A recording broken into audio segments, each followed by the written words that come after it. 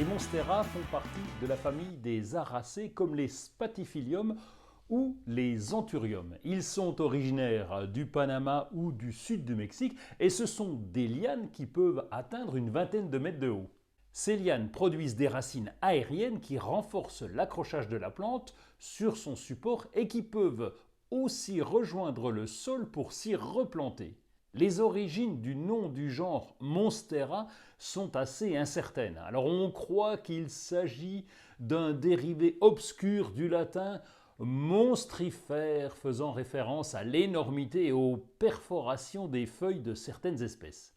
En appartement, il peut atteindre 2-3 mètres de haut, même si avec ses feuilles énormes, ça nous semble encore plus grand.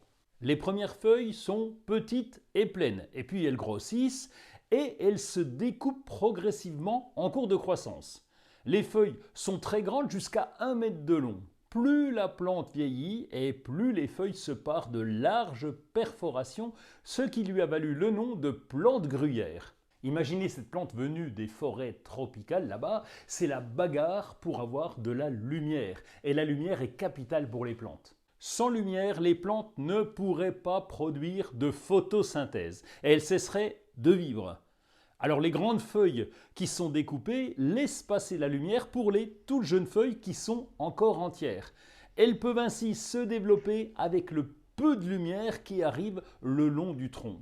On confond souvent le philodendron et le monstera, qu'on appelle d'ailleurs faux philodendron. Alors on peut même trouver des plantes appelées philodendron monstera, donc pas facile de s'y retrouver. Bon, c'est un peu normal puisque monstera ressemble vraiment comme deux gouttes d'eau au philodendron.